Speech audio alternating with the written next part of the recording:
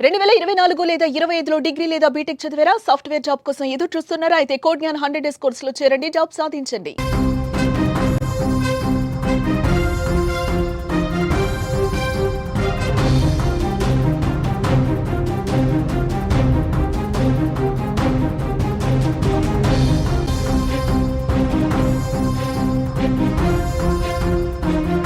Japan మునిగిపోతుందా? ఈ రాత్రికే Japan కనుమరుగు కాబోతుందా? ఇటువంటి మాటలే, ఇటువంటి చర్చ ఇప్పుడు ప్రపంచవ్యాప్తంగా కొనసాగుతోంది. ఇవాళ ఈ జపాన్ పోర్చుగల్ మధ్య ఒక భారీ సునామీ రాబోతుందని, ఈ రెండింటి మధ్య సముద్ర గర్భం ఒక్కసారిగా విడిపోయి ఆకాశాన్ని తాకే అలలు రాబోతున్నాయంటూ బాబా వంగా చెప్పిన ఒక జోస్యం ఇప్పుడు ప్రపంచాన్ని వణికిస్తోంది. ప్రపంచమంతా ఇప్పుడు జపాన్ వైపు చూస్తుంది, జపాన్లో ఏం జరగబోతుందని. ఈ నేపథ్యంలోనే జపాన్లో వరుస భూకంపాలు రావడం, జపాన్ చుట్టూ ఉన్న ద్వీపాలు భూకంపాలతో తల్లడిల్లిపోవడం చూస్తుంటే నిజంగానే బాబా వంగా మాటలు నిజమవుతున్నాయనే చర్చకు కూడా ఆస్కారం తలెత్తింది. తాజాగా కిరిషిమా పర్వత శ్రేణిలో ఒక అగ్ని పర్వతం పేలింది. ఈ అగ్ని పర్వతం పేలి చుట్టుపక్కల ఒక్కసారిగా బూడిదని వెదజల్లుతోంది. ప్రస్తుతం మీరు స్క్రీన్లో చూస్తున్నారా విజువల్స్. ఈ అగ్నిపర్వతం మౌంట్ షిన్ మొడాకే అగ్నిపర్వతం. ఈ మౌంట్ షిన్ మొడాకే అగ్నిపర్వతం పేలి ఒక్కసారిగా దాదాపు 6 కిలోమీటర్ల పరిధిలో బూడిదని వెదజల్లుతోంది. మీరు ఆ దృశ్యాల్ని లైవ్లో చూస్తున్నారు. ఇది బుధవారం ఈ ప్రాంతంలోనే 5.5 మ్యాగ్నిట్యూడ్స్తో కూడిన ఒక భూకంపం వచ్చింది. ఆ భూకంపం వచ్చిన వెంటనే అగ్నిపర్వతం పేలుడు సంభవించింది. ఇప్పటికే ఈ పర్వత శ్రేణి చుట్టూ దాదాపు 90,000 మంది నివాసం ఉంటారు. అక్కడున్న ప్రజల్ని ఖాళీ చేయించింది జపాన్ ప్రభుత్వం. అంతేకాదు స్థానికంగా 3వ ప్రమాద హెచ్చరికను కూడా జారీ చేసింది.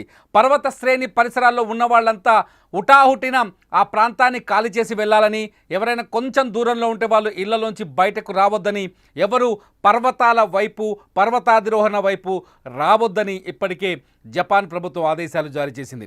మౌంట్ షిన్ మొడాకే పేలుడుతో ఒక్కసారిగా ఆ ప్రాంతమంతా దుమారం చెలరేగుతోంది. ఆ ప్రాంతమంతా బూడిదతో కమ్ముకుపోయింది. మొదటి నుంచి అంచనా వేస్తున్నారు జూలై 5 జపాన్కి అతిపెద్ద ప్రమాదకర రోజు అని. జూలై 5 రోజు మెగా డిజాస్టర్ జరగబోతుంది జపాన్లో అంటూ బాబా వంగా మాటల్ని వైరల్ చేస్తున్నారు. ఇప్పటికే బాబా వంగా మాటలపైన ఇంటర్నెట్లో తీవ్రమైన చర్చ జరుగుతుంది. కానీ వాస్తవానికి ఇక్కడ కొన్ని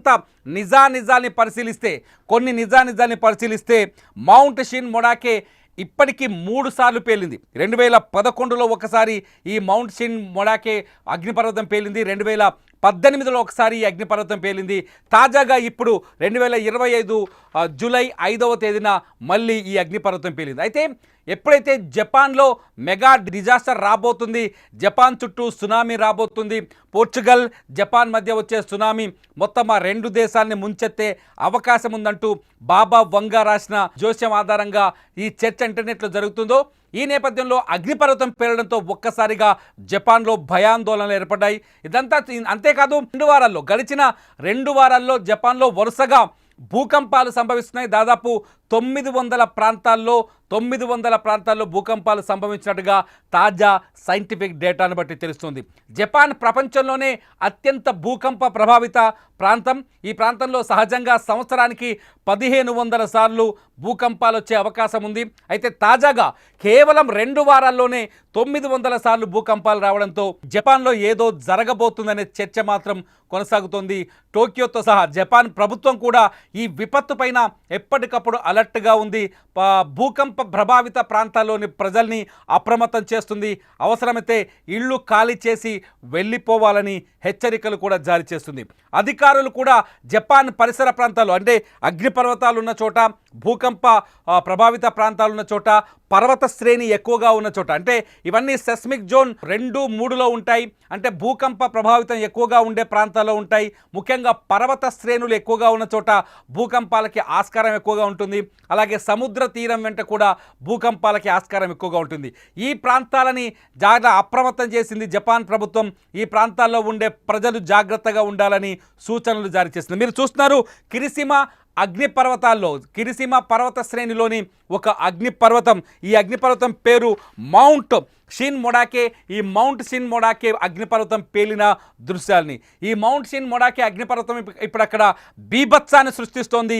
అక్కడి ప్రజల్ని భయాందోళనకు గురి చేస్తుంది. బాబా వంగ మాటల్ని మళ్ళీ మళ్ళీ గుర్తు చేస్తుంది. 1999లో బాబా వంగ ఒక పుస్తకాన్ని రిలీజ్ చేశారు, ది ఫ్యూచర్ ఐసా అని చెప్పేసి.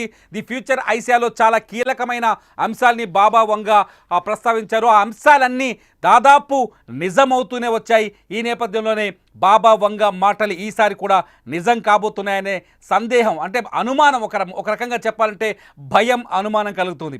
బాబా వంగ చెప్పినట్టుగానే జూలై 5వ తేదీన ఈరోజు చాలా చోట్ల, జపాన్లో చాలా చోట్ల భూకంపాలు సంభవించడం, అగ్నిపర్వతాలు బద్దలవ్వటంతో ఒక్కసారిగా అక్కడి ప్రజలు కూడా ఊపిరి బిగబట్టుకొని బతుకుతున్నారు. ఏ క్షణం ఏం జరుగుతుందో అర్థం కాని సిచ్యువేషన్లో, టెన్షన్లో మునిగిపోయారు. ఒకసారి చూడాలి బాబా వంగ ఏమేం చెప్పారని ఒకసారి హిస్టరీకి వెళ్ళి చూస్తే, కరోనా గురించి 2019లో మొదలైన కరోనా ప్రపంచాన్ని దాదాపు 4 ఏళ్ల పాటు ప్రపంచాన్ని వణికించింది. లక్షల మంది ప్రాణాన్ని బలి తీసుకుంది. అయితే ఈ విపత్తు వస్తుందని ముందే బాబా వంగ 1999లో రాసిన పుస్తకంలోనే చాలా స్పష్టంగా పేర్కొంది. దీంతో ఈ కరోనా వస్తుందని ఆమె చెప్పిన మాటలు నిజమైనట్టుగా ఉంది. అంతేకాదు 20 ఏళ్ల ముందే ఈ విపత్తు గురించి ఆమె చెప్పారు. అట్లాగే తాజాగా 2011లో జపాన్ను వణికించిన భూకంపం గురించి కూడా బాబా వంగ ముందుగానే హెచ్చరించారు. 2011లో జపాన్లో వచ్చిన భూకంపం అక్కడ అణు కేంద్రాలని విధ్వంసం చేసింది. జపాన్కి తీవ్రమైన ఆర్థిక నష్టాన్ని, కష్టాన్ని కలిగించింది. అంతేకాదు ప్రిన్సెస్ డయానా మరణం గురించి కూడా బాబా వంగ ముందుగానే ప్రిడిక్ట్ చేశారు. ఆమె చెప్పిన సందర్భంలోనే ప్రిన్సెస్ డయానా కూడా చనిపోయారు. ఇలా బాబా వంగ మాటలు చాలా పాపులర్ అయ్యాయి. బాబా వంగ చెప్పిన జోస్యం చాలా వరకు నిజాలయ్యాయి.